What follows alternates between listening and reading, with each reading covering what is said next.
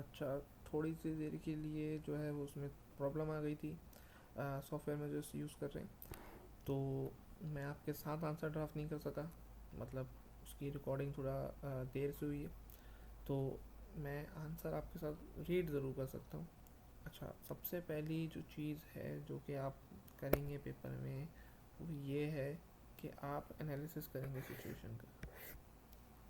ठीक है, लिखना ज़रूरी है, एनालिसिस ज़रूर लिखिएगा कि सिचुएशन ये है। अच्छा, सिचुएशन क्या है कि mister H has asked the team to not disclose an information that is of material significance to this year's audit.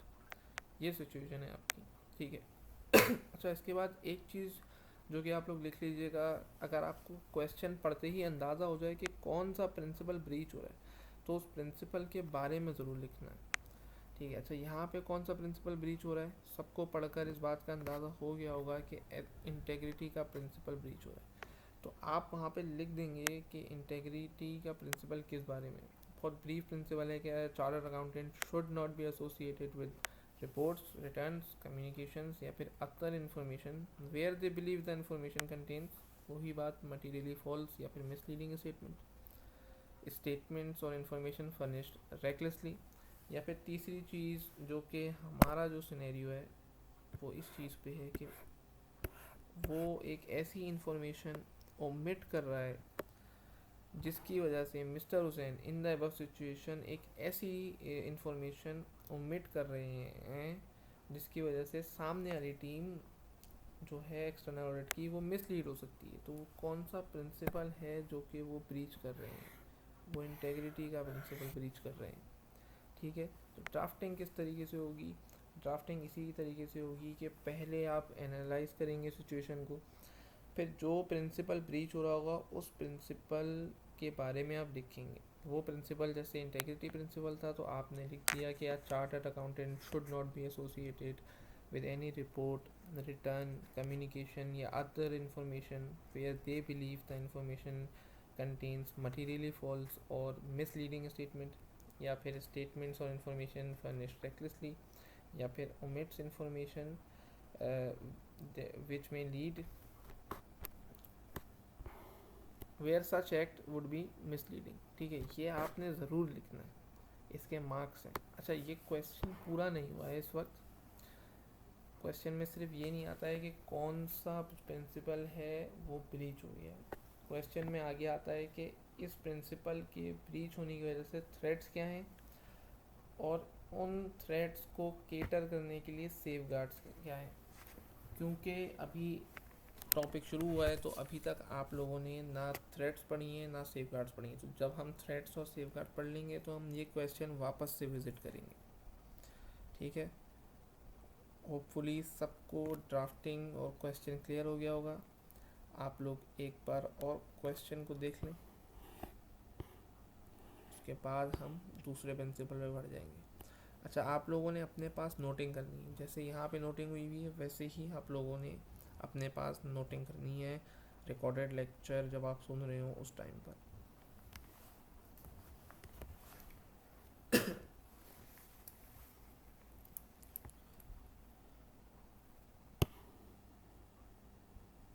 ठीक है जी। दूसरा जो हमारा प्रिंसिपल है वो हम स्टार्ट करते हैं, वो है ऑब्जेक्टिविटी का प्रिंसिपल। ठीक है। बेसिकली मेरी थिंकिंग या मेरे डिसीजंस किसी भी वजह से किसी भी मेंबर के डिसीजंस बायस नहीं होनी चाहिए। बायसनेस क्या होती है, जब मेरे पर्सनल इंटरेस्ट या मेरे किसी नॉन बंदे के पर्सनल इंटरेस्ट मेरे दिमाग में आ जाते हैं और मेरे डिसीजंस को या मेरी प्रोफेशनल जजमेंट को इन्फ्लुएंस कर देते हैं या ऑल्टर कर देते हैं या फिर ओवरराइड कर देते हैं। बिल्कुल उसी तरीके से अगर मेरे बॉस हैं, जैसे फॉर एग्जांपल मेरे बॉस हैं उस्ताद, सही है, तो अगर उस्ताद मुझे कोई अनएथिकल चीज़ करने के लिए बोल रहे हैं, उनका बहुत ज़्यादा मुझ पर इन्फ्लुएंस है और वो चाह रहे हैं कि फॉर एग्जांपल मैं एम्बेजलमेंट करूं या मैं कोई फ्रॉड करूं या कोई भी ऐसी चीज़ करूं, तो ये अनड्यू इन्फ्लुएंस है। मैं me being a chartered accountant अपनी जजमेंट को कभी भी ऑल्टर नहीं करूंगा इस इन्फ्लुएंस की वजह से। अगर ऐसा होगा तो फिर ऑब्जेक्टिविटी का प्रिंसिपल जो है वो ब्रीच हो जाएगा। तीसरी चीज़ है कॉन्फ्लिक्ट ऑफ इंटरेस्ट। कुछ लोगों के पास दो चीज़ें या दो जिम्मेदारियाँ होती हैं। फॉर एग्ज़ाम्पल, अगर मेरा डिपार्टमेंट जो है वो फर्म के लिए, मतलब फर्म नहीं, बिज़नेस के लिए, मेरा बिज़नेस है, उसमें मैं इंटरनल ऑडिट डिपार्टमेंट में हूँ। अगर मैंने ही कंट्रोल्स अपने डिज़ाइन करे हैं, जो कि ऑब्वियसली मेरी रिस्पॉन्सिबिलिटी है, और उसके बाद ये कंट्रोल्स इफ़ेक्टिव हैं या नहीं है ये भी मैं ही देख रहा हूँ, तो ये कॉन्फ्लिक्ट ऑफ इंटरेस्ट आ जाएगा। मैं अपने ही किए हुए काम में कभी भी गलती नहीं निकालूंगा। ठीक है, तो ऑब्जेक्टिविटी का प्रिंसिपल ये कहता है कि मेंबर्स जो है बायसनेस की वजह से या अनड्यू इन्फ्लुएंस की वजह से या कॉन्फ्लिक्ट ऑफ इंटरेस्ट की वजह से कभी भी अपनी प्रोफेशनल जजमेंट को ऑल्टर नहीं कर सकते।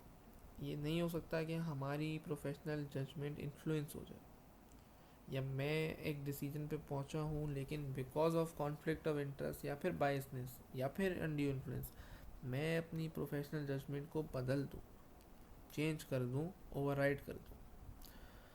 ठीक है, अब आप लोग आधे से 1 मिनट ले लें जिसमें आप ये ऑब्जेक्टिविटी का प्रिंसिपल एक बार देख लें या अपने पास नोट कर लें।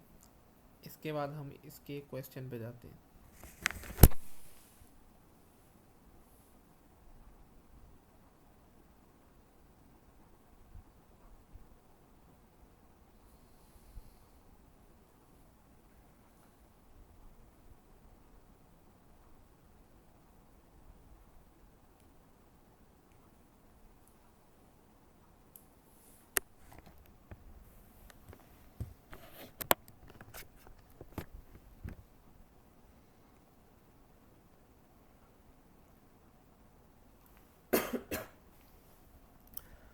ठीक है, होपफुली सबने देख लिया होगा ये प्रिंसिपल।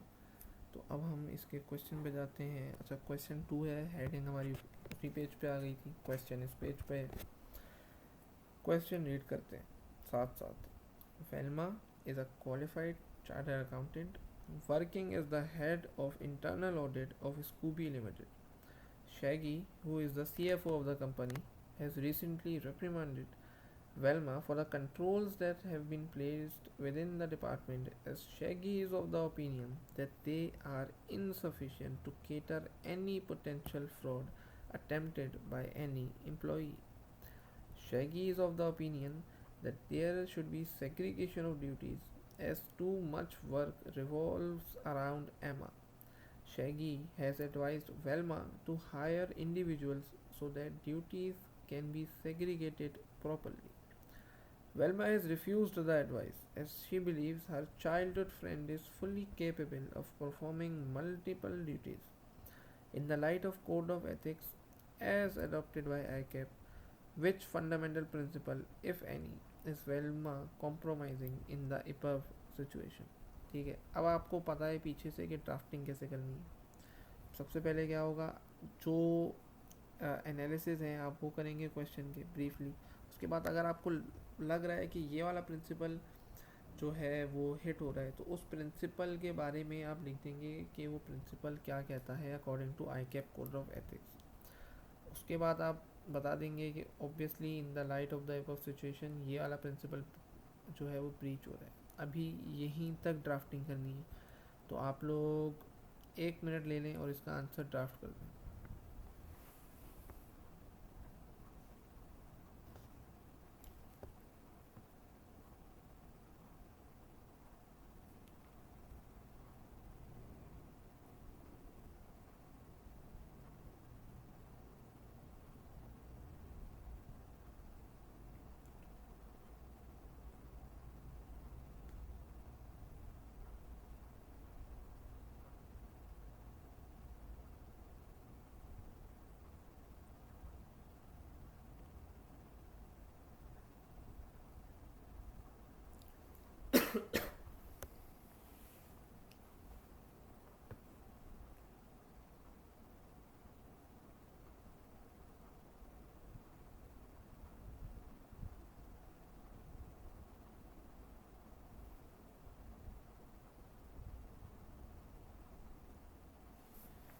ठीक है, आप लोगों ने ये क्वेश्चन जो है वो पढ़ लिया होगा।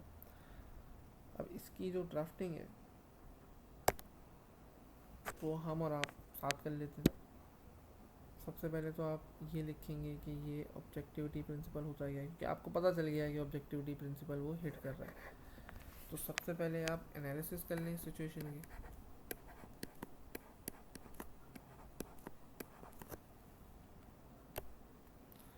अच्छा, दोबारा सब पढ़ लेते हैं question.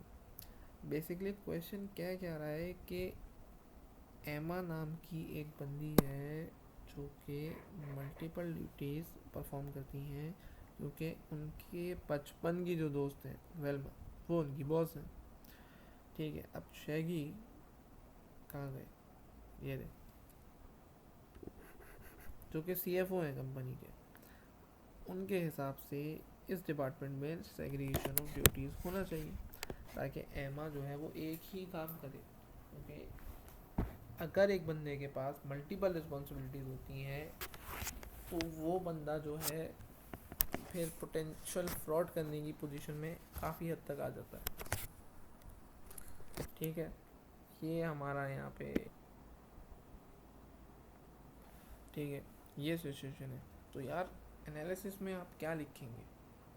Basically in the above situation Emma has multiple responsibilities due to her long association with Velma.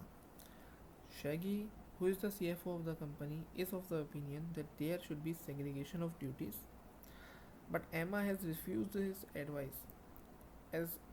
But Velma has refused his advice as Emma is her childhood friend.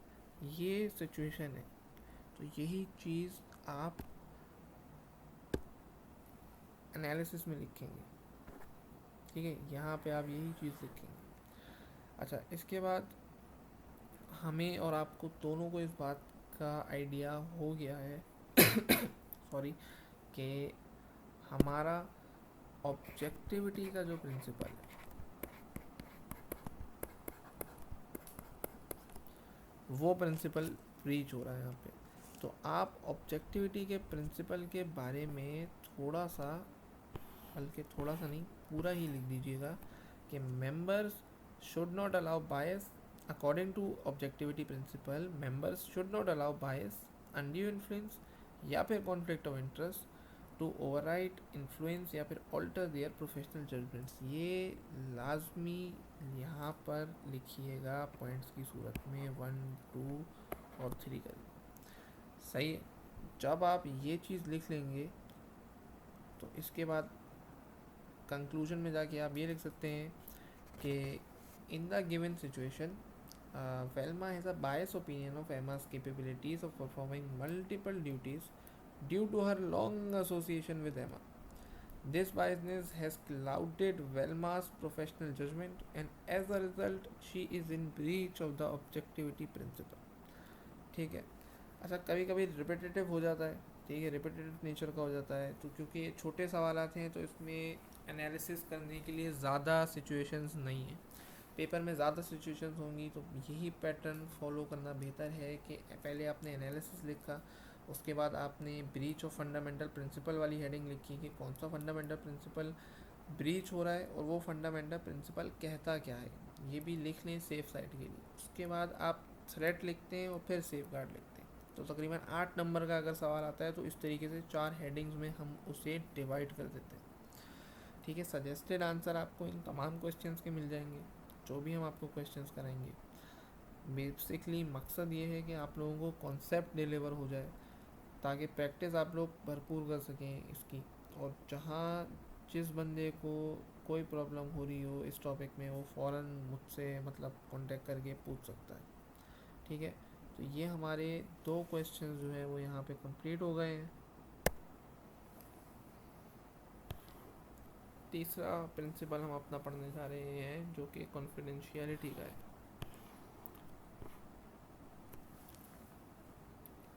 अच्छा, confidentiality, information obtained as a result of professional relationship should not be disclosed, used for personal benefit या फिर used for third party benefit. दोबारा पढ़ लेते हैं कि वो information जो कि प्रोफेशनल रिलेशनशिप की वजह से हमें हासिल हुई है। फॉर एग्जांपल, मैं एक कंपनी में काम करता हूँ, ठीक है, मेरा वहाँ एक ऑब्वियस है कि प्रोफेशनल रिलेशनशिप है, मैं उस कंपनी का एम्प्लॉई हूँ। अगर मुझे ऐसी कोई इन्फॉर्मेशन उस कंपनी से हासिल हुई है जो कि वो कंपनी चाहती है कि वो कॉन्फिडेंशियल रखे, तो मैं वो इन्फॉर्मेशन डिस्क्लोज़ नहीं कर सकता। मैं वो इन्फॉर्मेशन अपने पर्सनल बेनिफिट के लिए नहीं यूज़ कर सकता, ना ही मैं वो इन्फॉर्मेशन थर्ड पार्टी के बेनिफिट के लिए यूज़ कर सकता हूँ। ठीक है। अच्छा, ये जो प्रिंसिपल है बहुत इम्पोर्टेंट है, इस पर काफ़ी दफ़ा क्वेश्चंस आ चुके हैं। जब मैं कहीं पर काम करता हूँ तो वहाँ पर जो इन्फॉर्मेशन मुझे अवेलेबल होती है वो कभी कभी ऐसी होती है कि जिससे मैं बहुत आसानी से पर्सनल बेनिफिट उठा सकता हूँ। फॉर एग्ज़ाम्पल, एक कंपनी है, वो एक प्रोजेक्ट के लिए टेंडर जो है वो बिड करने वाली है, सही है। अब चंद लोग हैं जिन्हें ये पता है कि जो कोटेड प्राइस है जो कि हम बेचेंगे वो क्या है। अगर हमारे कंपेटिटर को ये इन्फॉर्मेशन पता चल जाए तो उसके लिए तो बहुत ज़्यादा फ़ायदे की बात होगी। अब हमारे जो 6 या 7 बंदे हैं जिन्हें ये इन्फॉर्मेशन पता थी, उन्होंने कोई 10-20 लाख रुपए लिए सामने वाली पार्टी से और उससे ये इन्फॉर्मेशन बता दी, ठीक है। तो यहाँ पे कौन सा पॉइंट लग रहा है? यहाँ पर दोनों पॉइंट लग रहे हैं। एक तो ये भी लग रहा है और एक कि मेरा पर्सनल बेनिफिट क्या है इसमें। मेरा पर्सनल बेनिफिट है कि मुझे 20 लाख रुपए मिल रहे हैं। और थर्ड पार्टी का बेनिफिट क्या है यहाँ पे? थर्ड पार्टी का बेनिफिट ये है कि उसे हमारी कोटेड प्राइस पता चल रही है, वो उससे हायर बिड कर कर वो जो टेंडर है वो हासिल कर सकते हैं, ठीक है। तो ये इसकी एग्जाम्पल है। अच्छा, यूजुअली यहीं तक पढ़ाया जाता है, लेकिन कोड ऑफ एथिक्स में एक बात लिखी है कि कॉन्फिडेंशियलिटी का प्रिंसिपल अलाउड है ब्रीच करना इस केस में। मतलब इंफॉर्मेशन आप डिस्क्लोज कर सकते हैं, उसकी जो मतलब सूरत हाल है। फॉर एग्जांपल कि कॉन्फिडेंशियलिटी प्रिंसिपल तो आपको ब्रीच करना अलाउ नहीं है, तो उसकी जो एक्सेप्शंस हैं वो ये हैं। इन सिचुएशंस में कॉन्फिडेंशियल इंफॉर्मेशन जो भी आपके पास है वो आप यूज़ कर सकते हैं, अलाउड है, ठीक है। पहली चीज़ है हमारे पास लीगल ऑब्लिगेशन। लीगल ऑब्लिगेशन पे नोट 1 हमने लिखा है, इसका मतलब है आप नोट से समझेंगे। अच्छा, सबसे पहले लिखा है प्रोडक्शन ऑफ डॉक्यूमेंट्स और other provision of evidence in the course of legal proceedings, ठीक है, in the course of legal proceedings. अगर कोर्ट ऑफ लॉ आपको ये बात बोल रहा है कि भाई हमें एक बंदे से पर्टेनिंग या इस कंपनी से पर्टेनिंग डॉक्यूमेंट्स चाहिए टू प्रूव हिज मतलब टू प्रूव देयर गिल्ट, तो फिर आपको वो डॉक्यूमेंट्स देने की ज़रूरत है अगर कोर्ट आपसे मांग रहा है, ठीक है। फॉर एग्जांपल, पुलिस आपके पास आई है, पुलिस आई है कि उन्हें सस्पेक्टेड फ्रॉड है इस कंपनी में, शिकायत हुई है और वो लोग डॉक्यूमेंट्स जब्त करने आए हैं। तो अगर मैं कोई ऐसी बात जानता हूँ इस पोटेंशियल लीगल प्रोसीडिंग के बारे में, तो वो बात मैं पुलिस को बता सकता हूँ। अगेन, ये चीज़ आज तक कभी पूछी नहीं है, ना ही ज़्यादा पढ़ाई जाती है, लेकिन हम आपको पढ़ा रहे हैं इन केस के ये पेपर में आ जाए, ठीक है।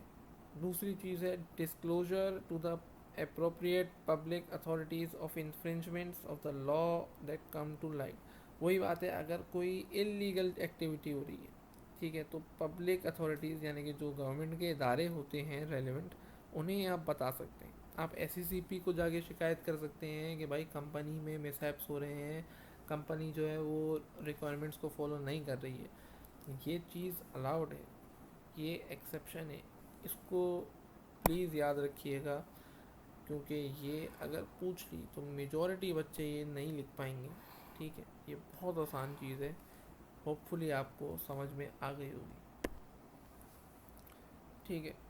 दूसरी चीज़ जो हमारे पास है वो है यहाँ पे प्रोफेशनल राइट। अच्छा, प्रोफेशनल राइट बहुत आसान है।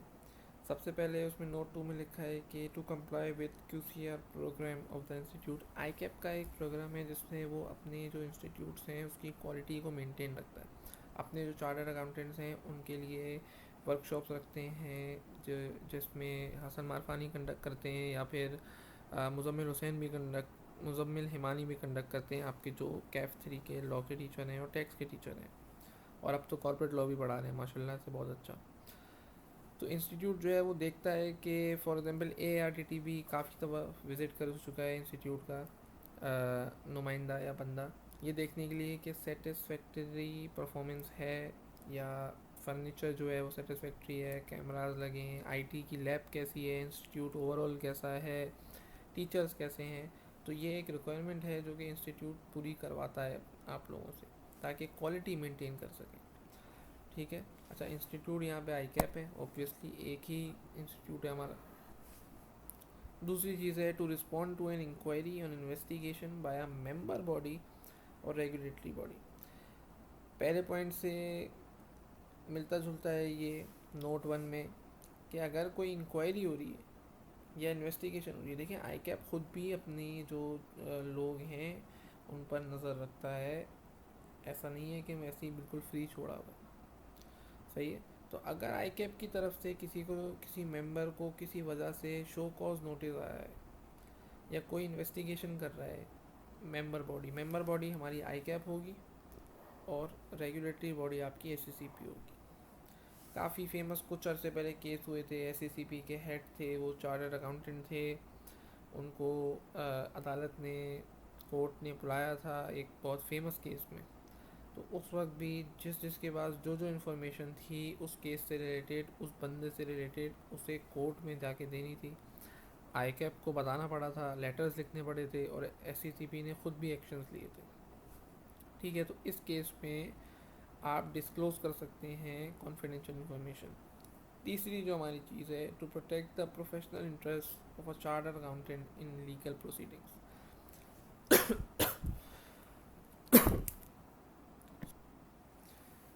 सॉरी, गला थोड़ा सा ख़राब है। चलिए वापस आ जाते हैं। पॉइंट नंबर 3 जो लिखा है वो लिखा है कि to protect the professional interest of a chartered accountant in legal proceedings. ठीक है। इसका क्या मतलब है यार? फॉर एग्जांपल मैं एक चार्टर्ड अकाउंटेंट हूँ, ठीक है, मुझ पर एक केस हुआ है कि मतलब चार्टर्ड अकाउंटेंट इन बिजनेस हूँ मैं, एक तालीमी इदारा चला रहा हूँ, फॉर एग्जांपल ARTT के टाइप का, और मुझ पर केस हो गया है कि मैं जो है वो बच्चों से जो फ़ीस ले रहा हूँ वो जो वो बहुत ज़्यादा ले रहा हूँ। ठीक है। फॉर एग्ज़ाम्पल मैं अकाउंटेंट हूँ, चलें हेड नहीं हूँ मैं, अकाउंटेंट रख लेते हैं कि मैं अकाउंटेंट हूँ ARTT का, और मुझे आकर 100 बच्चों ने फ़ीस जमा करा एक दिन में, जिसमें से 50 जो है वो अकाउंट में डाली मैंने, 50 जेब में डाली। इस चीज़ का मुझ पर इल्ज़ाम है। ठीक है। अब अगर मेरे साथ उसी इदारे में कोई ऐसा बंदा काम करता है जिसे इस बात की इन्फॉर्मेशन है कि यार मैंने ये चीज़ नहीं करी है, मैंने ये फ्रॉड नहीं करा है, ठीक है, मुझ पर ऑब्वियस है कि लीगल प्रोसीडिंग्स होंगी, मुझे मुझे कोर्ट जाना पड़ेगा इस चीज़ के लिए।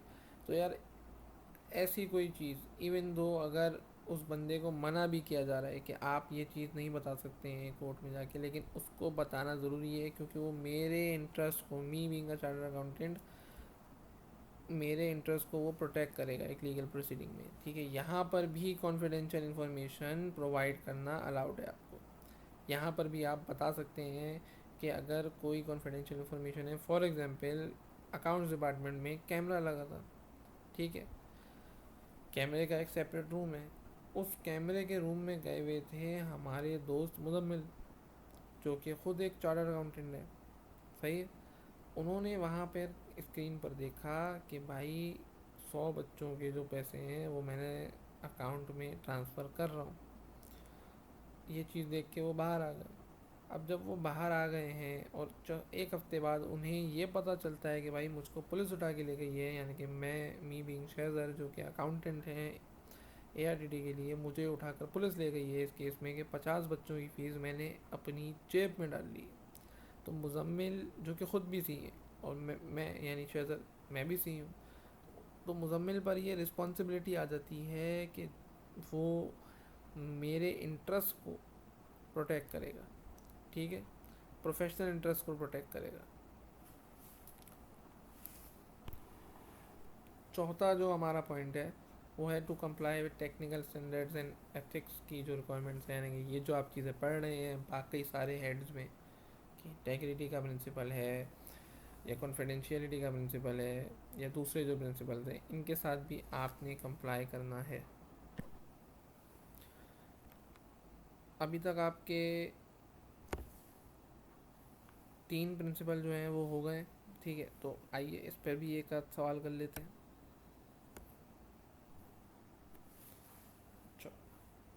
क्वेश्चन जो है आपको रीड करने के लिए तकरीबन 1 मिनट या 1.5 मिनट का टाइम है, आप लोग रीड कर लीजिए। उसके बाद जिस तरीके से आपको सिखाया है उसी तरीके से आप इसकी ड्राफ्टिंग कर लीजिए।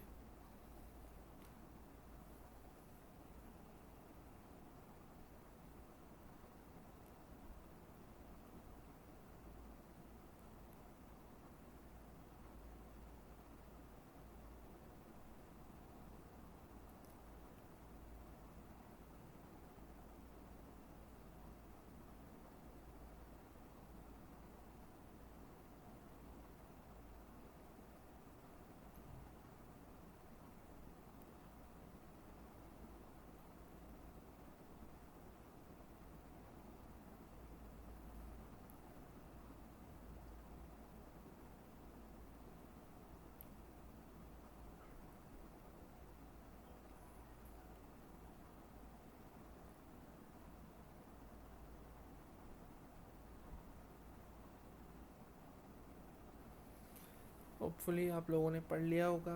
क्वेश्चन देखें, क्वेश्चन में बेसिकली नसीर के पास एक ऐसी इंफॉर्मेशन थी, ठीक है। वो क्या थी? वो ये थी कि जो शेयर्स है उसकी जो प्राइजेज हैं दोनों कंपनीज की, वो लाइकली टू इंक्रीज हैं ड्यू टू दिस मर्जर, ठीक है। जस्टिन लिमिटेड और ट्रूडो लिमिटेड का मर्जर होने जा रहा था, उसकी वजह से डायरेक्टर्स की जो मीटिंग हो रही थी उसमें ये बात डिस्कस की गई थी कि दोनों कंपनीज के जो शेयर प्राइजेज हैं, इस बात की तवक्को की जा रही है कि वो बढ़ जाएंगे, और ये इन्फॉर्मेशन कॉन्फिडेंशियल रखनी थी पब्लिक से। अब नसीर और उस वहाँ पे बैठे हुए तमाम बंदों पर ये जिम्मेदारी है कि वो इस चीज़ से पर्सनल फ़ायदा नहीं उठाए, ठीक है। बिल्कुल, बहुत से बच्चों ने यहाँ पर, क्योंकि हम लाइन से प्रिंसिपल पढ़ते आ रहे थे, तो बहुत सारे जो बच्चे हैं उन्होंने यहाँ पर सिर्फ एक ही आंसर लिखा होगा। ऑब्वियस है कि नसीर अपनी फियोंसे को नहीं बता सकता ये इन्फॉर्मेशन, और उसके साथ मिलकर यहाँ पर 10,000 शेयर्स नहीं खरीद सकता। बिल्कुल सही है, लेकिन यहाँ पर कौन सा फंडामेंटल प्रिंसिपल ब्रीच हो रहा है? 15 सेकंड का टाइम दिया आप लोगों को सोचने के लिए।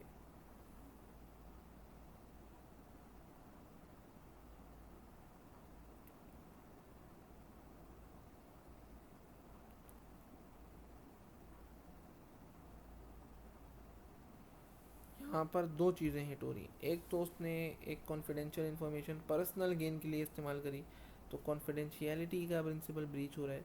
तो आप लिखेंगे कि confidentiality principle requires a chartered accountant to not use an information for his personal gain और फॉर थर्ड पार्टी गेन और डिस्क्लोज सच इन्फॉर्मेशन। पहले तो आप ये लिखेंगे। दूसरी चीज़ है, इंटेग्रिटी भी नसीर की कॉम्प्रोमाइज़ हो रही है।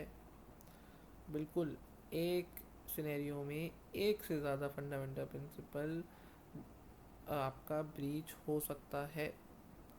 कितने ऐसे लोग थे जिन्होंने इंटेग्रिटी का पॉइंट लिखा था? आई मीन हमें तो ये तो वीडियो लेक्चर है, हमें नहीं पता चलेगा, लेकिन जब आप क्वेश्चन सॉल्व कर रहे हो तो अपने आप को एनालाइज कीजिएगा। ऑब्वियस है कि उस बंदे के पास एक ऐसी इन्फॉर्मेशन थी जो उसे डिस्क्लोज नहीं करनी चाहिए थी, ठीक है। तो यहाँ पर इंटेग्रिटी का जो पॉइंट है वो भी लग सकता है।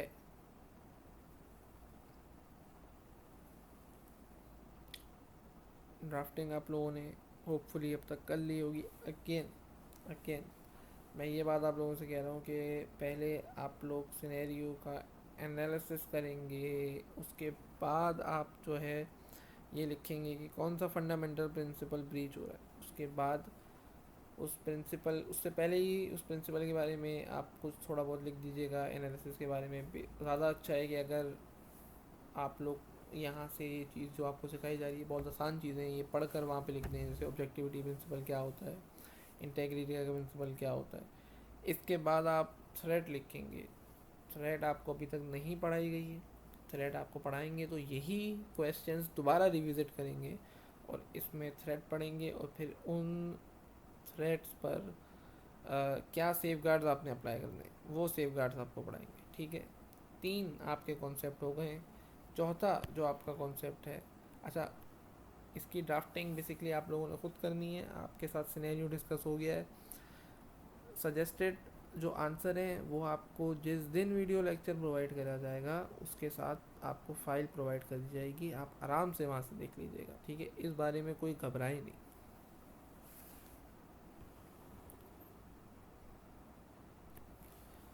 चौथी जो हमारा मतलब चीज़ है वो है, या चौथा जो फंडामेंटल प्रिंसिपल है वो है professional competence and due care का। ठीक है, अच्छा, इसके भी कुछ पॉइंट्स हैं। पहला पॉइंट है कि professional competence and due care requires a chartered accountant to have knowledge and skill of such level that the client receives a competent service. ठीक है, देखो, अगर मैं किसी कंपनी को कोई सर्विस प्रोवाइड कर रहा हूँ, ठीक है, फॉर एग्जांपल एक मेरी प्राइवेट कंपनी है और हम मैनेजमेंट सर्विसेज प्रोवाइड करते हैं दूसरी कंपनी से, सही है। तो अगर मेरी कंपनी का जो डिपार्टमेंट है वो सामने वाले क्लाइंट के लिए for example financial statements prepare कर रहा है, ठीक है, तो ऑब्वियस है मैं चार्टर्ड अकाउंटेंट ही भेजूँगा, कोई मतलब बेकार बंदा तो नहीं भेज दूँगा रिव्यू करने के लिए, हेड करने के लिए। तो यार अगर वो कोई 1960 का चार्टर्ड अकाउंटेंट था, उसके बाद, या 1970 का चार्टर्ड अकाउंटेंट था, उसके बाद कितने एक्ट्स जो हैं वो रिवाइज हुए हैं, कितने स्टैंडर्ड जो है नए हैं, उसको उस पर ग्रिप ही नहीं है, उस बारे में कुछ पता ही नहीं है। तो क्या उसकी नॉलेज और स्किल इस लेवल की होगी कि क्लाइंट को वो सही सर्विस दे सके? बिल्कुल नहीं होगी। तो प्रोफेशनल कॉम्पिटेंस और ड्यू केयर के बीच में हो जाएगा वो बंदा, क्योंकि हमारा प्रोफेशन हमसे ये चीज़ डिमांड करता है कि हर वक्त हमारी नॉलेज ऐसी होनी चाहिए कि जो कि रेलिवेंट स्टैंडर्ड्स को मीट करती हो और अप टू द मार्क हो। ठीक है, ये पहला पॉइंट था हमारा। दूसरा पॉइंट है कि मेंबर्स शुड एक्ट, पहले तो डिलीजेंटली। ठीक है, इसको थोड़ा सा हाईलाइट कर देते हैं। अच्छा, डिलीजेंटली क्या होता है यार? Diligence encompasses the responsibility to act in accordance with the requirements of an assignment carefully, thoroughly and on a timely basis। देखो, हमें डिलीजेंस लगानी है। ड्यू डिलीजेंस का जो कॉन्सेप्ट होता है कि अगर मुझे कोई रिस्पॉन्सिबिलिटी दी गई है तो यार उस रिस्पॉन्सिबिलिटी को मैं 100% दूँ। ठीक है, अच्छे तरीके से उस चीज़ को परफॉर्म करूँगा। ये डिलीजेंटली का मतलब एक पॉइंट है जो आपने याद रखना है। दूसरा पॉइंट ऑलरेडी ऊपर डिस्कस हो चुका है कि with in applicable technical and professional standards, जो हमारे स्टैंडर्ड्स हैं उस पर ग्रिप होनी चाहिए, उन्हीं के अंदर रहकर मुझे काम करना चाहिए। अपनी तरफ से हम कुछ नहीं कर सकते। मतलब मैं ये नहीं कह सकता है कि भाई IS2 इन्वेंट्री है, लोअर कॉस्ट और NRV रिकॉर्ड होता है, मैं उसे fair value less cost to sell less impairment losses पे बुक कर लूँगा।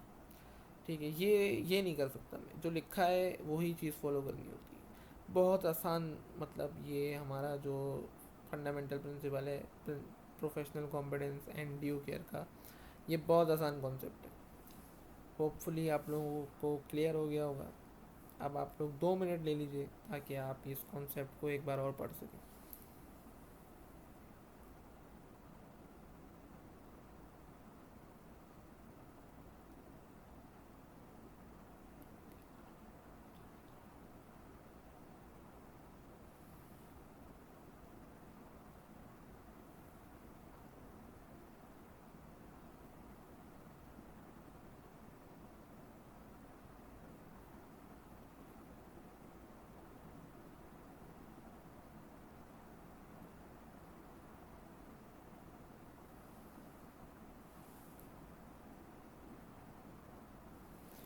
ठीक है। इसके बाद आपका आखिरी फंडामेंटल प्रिंसिपल जो कि है प्रोफेशनल बिहेवियर का, इसके 3 पॉइंट्स है। तीसरा पॉइंट पेज 4 पे आ गया होगा परहैप्स, बिल्कुल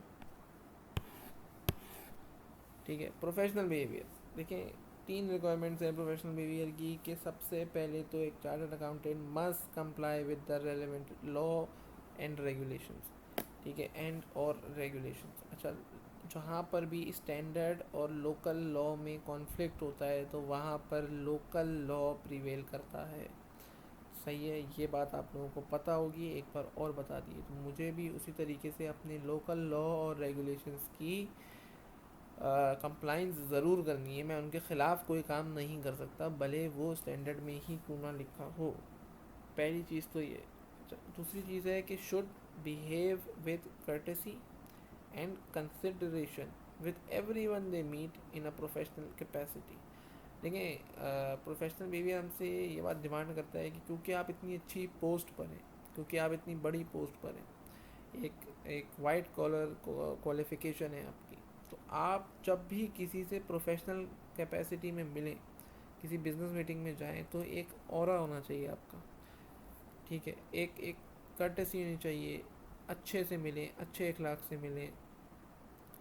ज़्यादा आपका नेचर गुस्से वाला नहीं होना चाहिए, इंटिमिडेटिंग नहीं होना चाहिए, सामने वाला आपसे बहुत ज़्यादा डरे नहीं, ये सारी चीज़ें नहीं होनी चाहिए, ये सब मना है।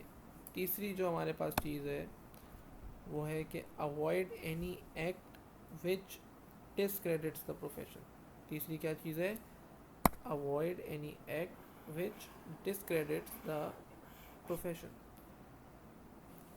ये पॉइंट जो है थोड़ा सा मतलब टेक्निकल हो सकता है सॉरी, थोड़ा सा टेक्निकल हो सकता है, क्योंकि आपको कोई ऐसा एक्ट मतलब करने की, परफॉर्म करने की इजाज़त नहीं है कि जिससे आपका प्रोफेशन पर बदनामी है, ठीक है। फॉर एग्जांपल, एक चार्टर्ड अकाउंटेंट जो है वो फ्रॉड में मुलविस था। अब अखबार में ये खबर गई तो लोगों के बारे में जनरल परसेप्शन क्या जाएगा लोगों के माइंड में कि चार्टर्ड अकाउंटेंट कैसे होते हैं यार, फ्रॉड ही होते हैं। या फिर चलें एक थोड़ी हल्की नेचर की एग्जांपल ले लेते हैं कि एक चार्टर्ड अकाउंटेंट है, वो मशहूर है कि यार बहुत गुस्से वाला है, बहुत लड़ाका है, तो यार जो उसके सब ऑर्डिनेट्स हैं उनके माइंड में क्या जाएगी बात? उनके माइंड में यही बात जाएगी कि यार सारे चार्टर्ड अकाउंटेंट ऐसे होते हैं। तो आप कोई ऐसा एक्ट नहीं कर सकते जिसकी वजह से आपका प्रोफेशन जो है वो बदनाम हो। यहाँ पर आकर आपके पांचों फंडामेंटल प्रिंसिपल जो है वो ख़त्म हो जाते हैं। अब कुछ भी मतलब नहीं बचा है, एथिक्स में कुछ भी मुश्किल नहीं है। आप अच्छे से जो ये चार्ट्स की सूरत में आपको बनाया गया है, समरी की सूरत में, आप यही याद करेंगे, यही लिख कर आएंगे आप, ठीक है। एक क्वेश्चन है सितंबर 2014 में आया था, list the fundamental principles as mentioned in the ICAP's code of ethics and describe the guidance expressed in respect of principle of integrity. आप 2-4 मिनट ले लें और अपने पास ये आंसर ड्राफ्ट कर लीजिएगा।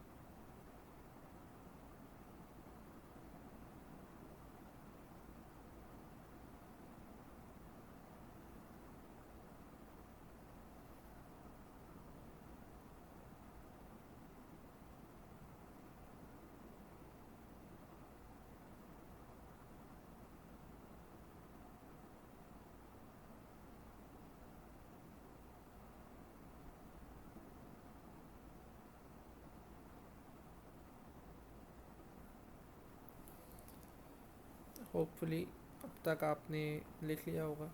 ठीक है, यहाँ पर आके आपके फंडामेंटल प्रिंसिपल्स ख़त्म हो जाते हैं। अब थ्रेट्स हैं और सेफगार्ड्स हैं, थोड़ी सी देर रह गई है इस टॉपिक को फिनिश होने में। उसके बाद पास पेपर्स आप लोग प्रैक्टिस करेंगे और जिसको जहाँ मुश्किल हो वो मुझसे पूछ सकता है। अब हम शुरू करते हैं थ्रेट्स। देखिए, फंडामेंटल प्रिंसिपल्स आपने पढ़े हैं 5। इन 5 प्रिंसिपल्स पर ये सारी थ्रेड जो हैं वो एप्लीकेबल है। ठीक है, मतलब स्पेसिफाइड नहीं है कि इस वजह से ये प्रिंसिपल ब्रीच होगा, ऐसा कहा जा सकता है।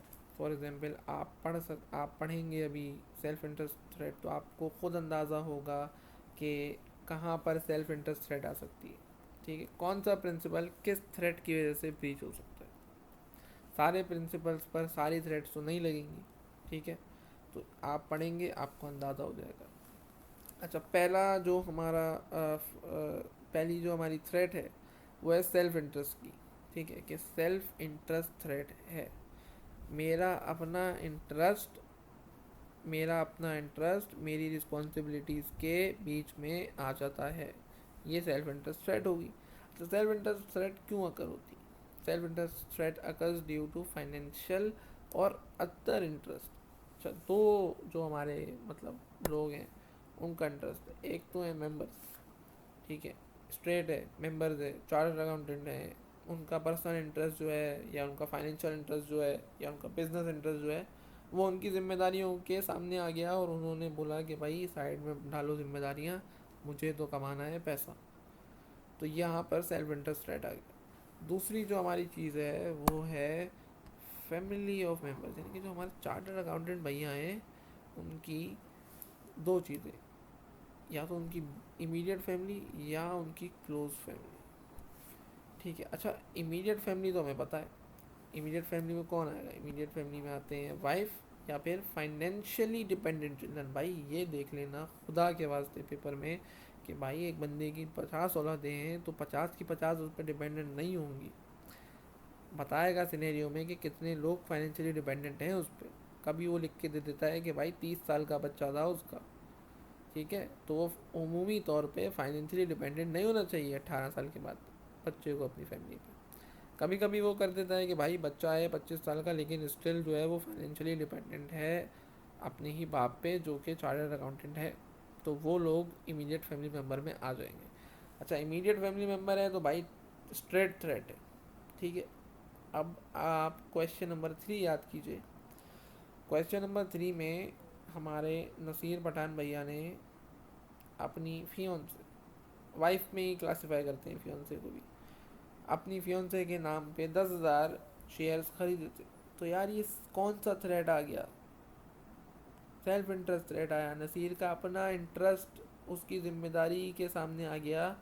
तो क्वेश्चन नंबर 3 में जो थ्रेट है वो सेल्फ इंटरेस्ट थ्रेट है। क्यों आई? फाइनेंशियल इंटरेस्ट था। कैसे था? मेंबर की वजह से था या फैमिली की ऑफ मेंबर्स की वजह से था? दोनों की वजह से था।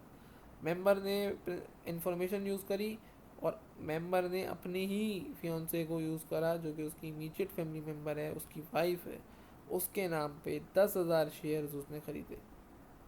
ठीक है, अब थोड़ा और क्लियर हो रहा है। एग्जाम्पल्स हैं, a chartered accountant having a direct financial interest in the assurance client, audit में पढ़ा होगा आपने। Commercial pressure from outside the employing organisation.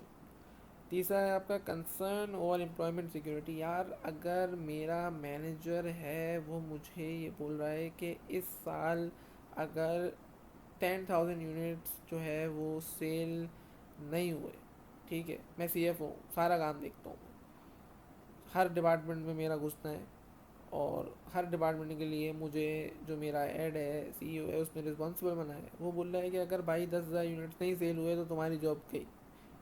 ठीक है, तो यार अगर 11 महीने गुजर गए और 5,000 यूनिट सेल हुए तो आखिरी महीने में मैं जी जान लगा दूंगा, भले मुझे चोरी मतलब बेईमानी करनी पड़े, कुछ भी करना पड़े, लेकिन अपनी जॉब बचाने के लिए लोग ये हरकतें करते हैं।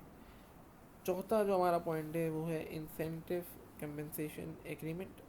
वो क्या होता है? Where an employee's earnings are directly link to the success of the organisation. कभी कभी ऐसा होता है कि लोगों की जो बोनस होता है वो इस बात पर डिपेंड करता है कि हमारी ऑर्गेनाइजेशन कितना कमाएगी।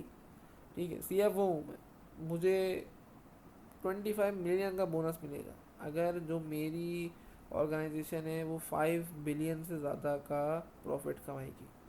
तो यार 25 million is a big amount, किसी का भी ईमान डगमगा सकता है। तो भाई मैं क्या कर सकता हूँ वहाँ पे, मैं जो है अपने जो फंडामेंटल प्रिंसिपल्स हैं उन्हें ब्रीच कर सकता हूँ। ठीक है, कौन सी थ्रेट आएगी वहाँ पे? सेल्फ इंटरेस्ट थ्रेट आएगी। फाइनेंशियल, जब फाइनेंशियली मुझे फ़ायदा है या मेरे फैमिली मेम्बर्स को फ़ायदा है तो फिर वहाँ पर सेल्फ इंटरेस्ट रेट हमारी आती है। ठीक है, अच्छा, क्वेश्चन का है नसीब वाला, सॉरी, यहाँ पर नसीर के जो क्वेश्चन है उसमें हमारी जो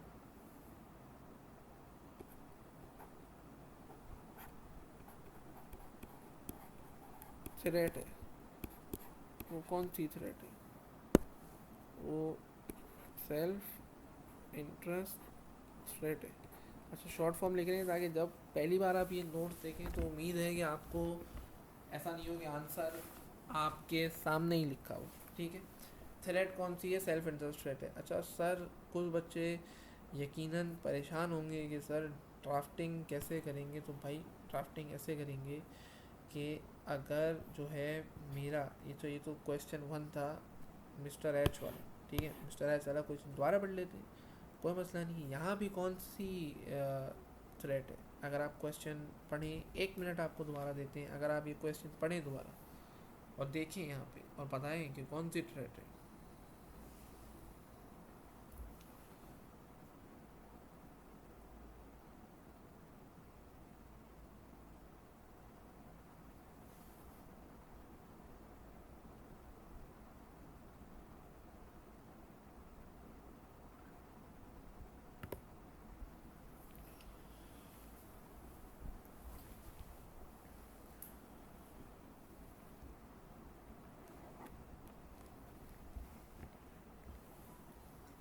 बिल्कुल, यहाँ पर भी कौन सी थ्रेट होगी? यहाँ पर भी जो थ्रेट होगी वो कौन सी होगी? Self interest threat. ठीक है, अब इसकी ड्राफ्टिंग देख लेते हैं। कोई इशू नहीं है, आपने थ्रेट लिखा, आप ये लिखेंगे कि ब्लू का इन द गिवन सिचुएशन या सिनेरियो या analysis of the above situation, कुछ भी लिख सकते हैं। In the given situation mister H थे, बिल्कुल मिस्टर एच थे। Mister H is subjected to या फेसिंग, जो भी आसान वर्ड है भाई, इतनी ये सब्जेक्टेड नहीं लिखना, फेसिंग लिख देना, कुछ भी लिख देना। In the given situation mister H is subjected to self interest threat.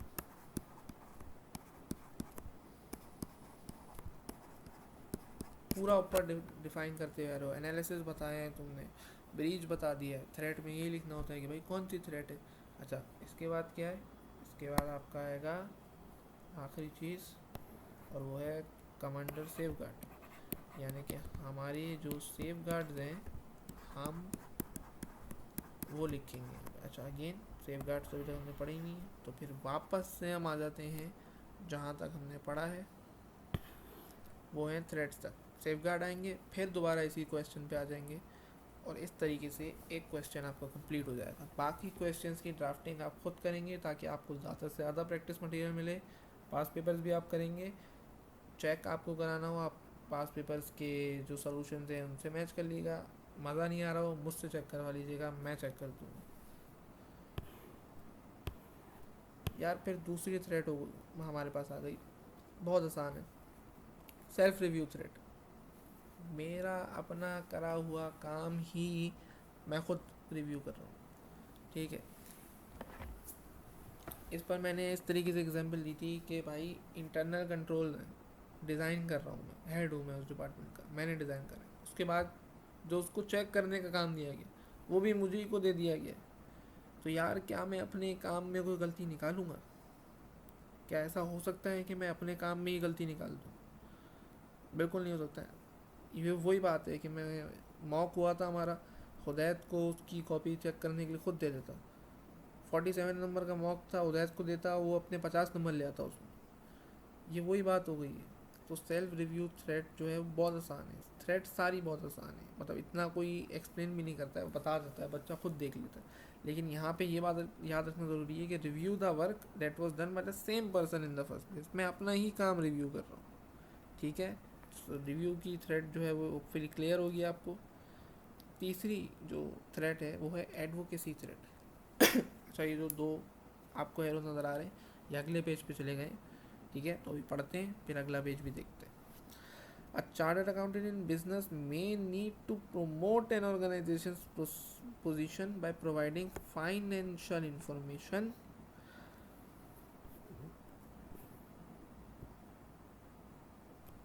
बिल्कुल सही है। देखो, एडवोकेसी थ्रेड ये कहती है कि, अच्छा एक सेकेंड होल्ड करिएगा, उस्ताद की कॉल आ रही है।